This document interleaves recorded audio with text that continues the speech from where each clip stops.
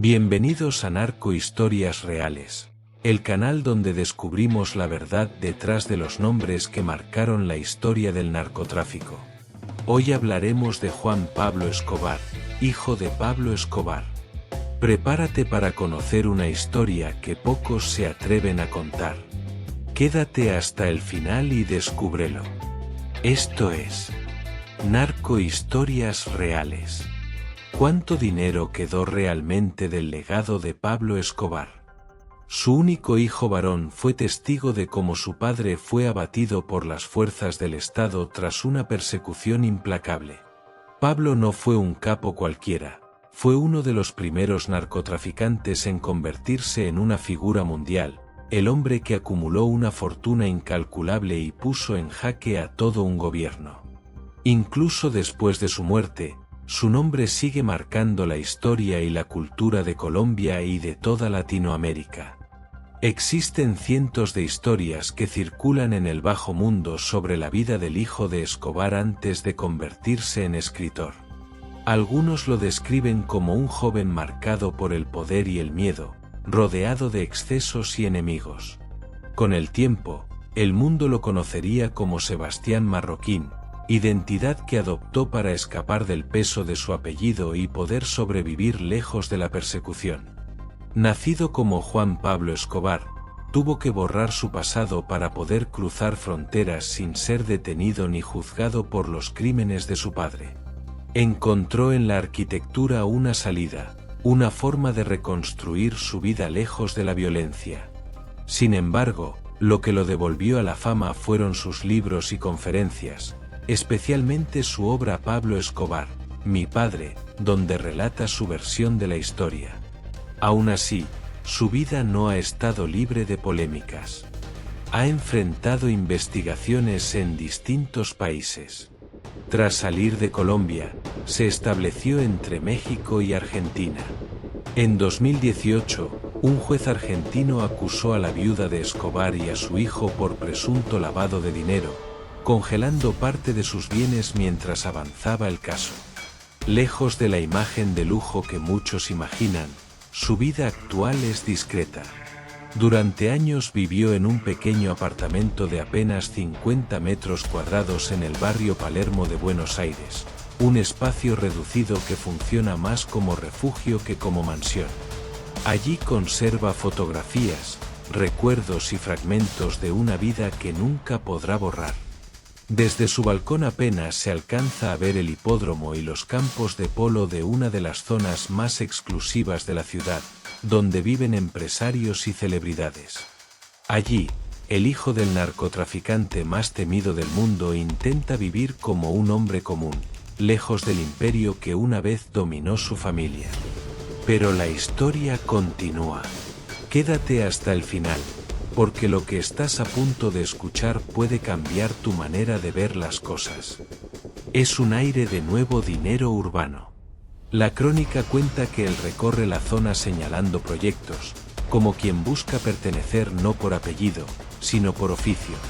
Allí es donde Juan Pablo se ha desarrollado profesionalmente. El símbolo de ese futuro es un lote de 250 metros cuadrados que, según su relato, resume las aspiraciones familiares. Lo presenta con una frase cargada de significado: aquí está el futuro de la familia. Explica que su madre lo compró cuando la zona era muy distinta y que, en algún momento, un juez intentó expropiarlo. Sin embargo, lograron demostrar que la compra fue legal y que no se hizo con dinero de su padre fallecido. El plan era construir un edificio de apartamentos y comenzar así una nueva etapa como empresarios inmobiliarios.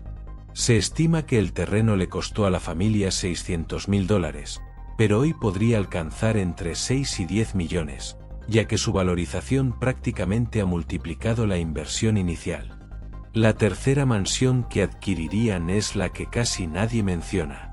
Si las mansiones representan la fantasía, la realidad parece más ligada a una vida de trabajo discreto. Un arquitecto que intenta mantener un perfil bajo, lejos del ruido de su pasado. El lujo ya no es ostentación, es control. Se cree que muchas de las propiedades que pertenecieron a Pablo Escobar y que hoy permanecen abandonadas en Medellín siguen a la espera de procesos legales. Edificaciones de megalujo, como la Torre Mónaco, ubicada en El Poblado, la zona más exclusiva de la ciudad, fueron demolidas por el gobierno antioqueño.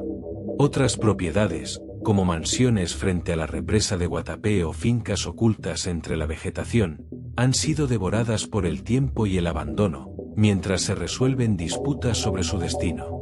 Cada propiedad que dejó Escobar parece valer no solo por su terreno o arquitectura, sino por lo que podría ocultar.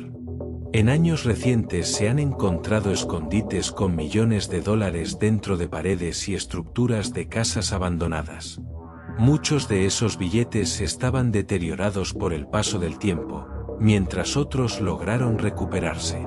Se calcula que Escobar llegó a esconder más de $1.000 millones en efectivo, comprando casas únicamente para ocultarlo, enterrándolo bajo tierra o construyendo túneles improvisados para mantenerlo fuera del alcance de cualquiera.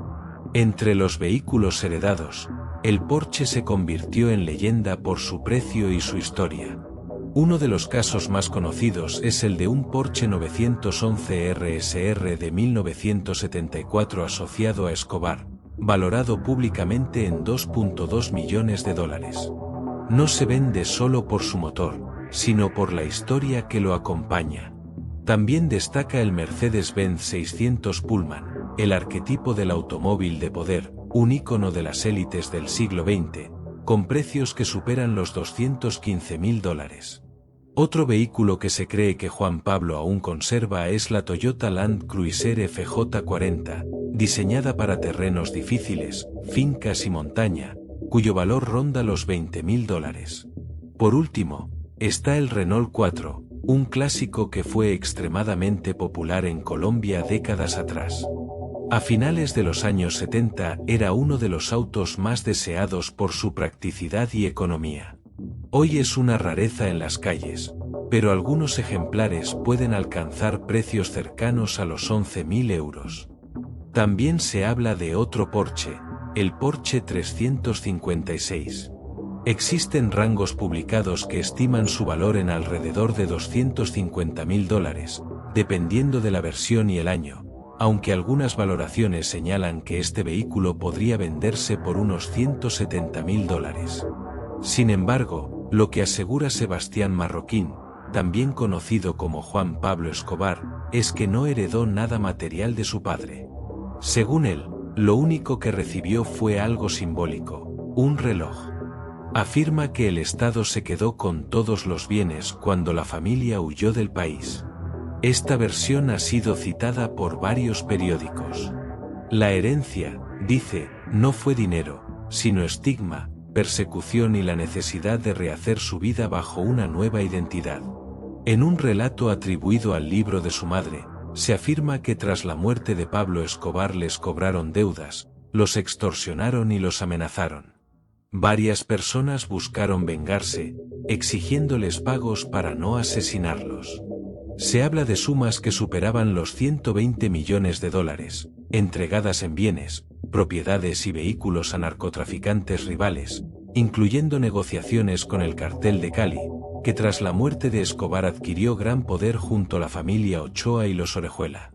No obstante, la Fiscalía presenta otra versión. En 2012 embargó más de 30 propiedades vinculadas al entorno familiar de Pablo Escobar. No existe una cifra auditada que indique exactamente cuánto dinero fue heredado. Mientras Sebastián sostiene que no recibió dinero, la versión de su madre sugiere que parte de lo que conservaron se utilizó para pagar las extorsiones. Esto genera contradicciones. Por un lado, se afirma que no heredaron nada, por otro, que sí hubo bienes que se perdieron pagando amenazas.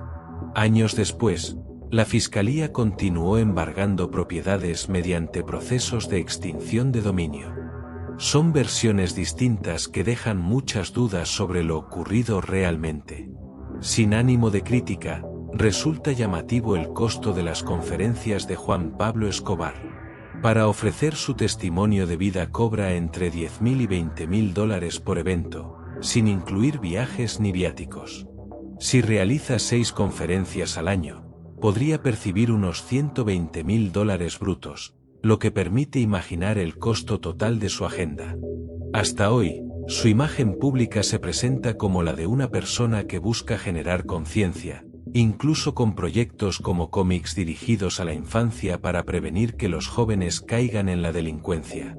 También ha criticado películas, documentales y producciones de plataformas como Netflix, acusándolas de glorificar la figura de su padre. Incluso ha señalado a su abuela como responsable indirecta de su muerte. Por otro lado, muchas personas del círculo cercano de Pablo Escobar han atacado duramente a su hijo. Esto refleja el profundo temor que el capo generó en Colombia. Un ejemplo fue el atentado contra el vuelo 203 de Avianca, ocurrido el 27 de noviembre de 1989.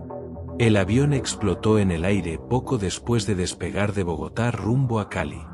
Murieron todos los pasajeros y también personas en tierra. El atentado buscaba asesinar a un candidato presidencial que finalmente no abordó el vuelo, por lo que todas las víctimas fueron inocentes. Otro acto violento ocurrió el 6 de diciembre de 1989, cuando un camión bomba explotó frente al edificio del Departamento Administrativo de Seguridad en Bogotá, dejando una huella imborrable de terror en el país. Decenas de personas fallecidas, miles de heridos y manzanas enteras destruidas. El atentado fue ampliamente vinculado al cartel de Medellín y al intento de asesinar al director del DAS, Miguel Maza Márquez. Un narco no solo compra policías o políticos, intenta poner de rodillas al Estado a punta de miedo, sembrando terror. Otra de las polémicas que rodearon al hijo de Pablo Escobar fue su intento de negociar con su propio apellido. Lanzó una marca de ropa llamada Escobar Henao, que, según él, transmitía un mensaje antinarco. Su intención era usar el impacto del apellido para decirles a los jóvenes que no repitieran esa historia. Sin embargo, muchas personas no lo interpretaron así, sino como simple merchandising del crimen. La prensa reportó que decidió no vender la colección en Colombia como muestra de respeto a las víctimas, aunque sí en el resto del mundo. Para muchos, el mensaje era claro: seguía obteniendo dinero gracias al nombre de su padre. La mayor crítica era que se presentaba como una figura moralista, intentando justificar sus acciones bajo la idea de estar haciendo algo positivo para la humanidad. Las contradicciones se intensificaron en 2018, cuando fue acusado de lavado de dinero. No fue en Colombia, sino en Argentina, y se trató de una causa judicial real. El caso lo vinculó con varias figuras, entre ellas el juez Néstor Barral, el exjugador Mauricio Chicho Serna y el señalado narcotraficante José Byron Piedrahita Ceballos. Según la investigación, se le señalaba como intermediario en una red de inversiones sospechosas, que incluía a un empresario local, Mateo Corvo Dolcet, y negocios ligados a emprendimientos y a un lugar emblemático del circuito porteño, el Café de los Angelitos. Presuntamente, estos proyectos habrían sido utilizados como fachada para lavar dinero del narcotráfico colombiano. Ese mismo año, respondió públicamente calificando las acusaciones como bullying judicial, asegurando que sin su apellido jamás habría sido investigado y que solo lo perseguían por ser hijo de Escobar. Lo que muchos desconocen es que desde 2016 el caso ha pasado por un complejo proceso judicial, lleno de nulidades y cambios de jurisdicción. El juicio llegó a suspenderse cuando un tribunal declaró inválido un decreto por afectar el derecho a la defensa. Juan Pablo cuenta con un sólido equipo de abogados que lo ha ayudado a enfrentar múltiples demandas, aunque ha estado cerca de la cárcel en varias ocasiones por este tipo de acusaciones. Ha sido investigado por presunto lavado de dinero vinculado a narcotraficantes colombianos en distintos países de Latinoamérica. Ahora que conoces la historia de este hombre, sus expedientes, su fortuna y la herencia que carga, la pregunta queda abierta: ¿es simplemente un escritor que busca rehacer su vida o hay algo más oculto detrás? Y así llegamos al final de esta historia que marcó un antes y un después. Gracias por quedarte hasta el final y ser parte de Narco Historias Reales, donde contamos los hechos que muchos prefieren no recordar, pero que no deben olvidarse. Si este vídeo te impactó, te invitamos a suscribirte, activar la campanita y compartirlo para que más personas conozcan la verdad detrás de estas historias. Soy tu canal Narco Historias Reales, y esto apenas comienza. Nos vemos en el próximo vídeo.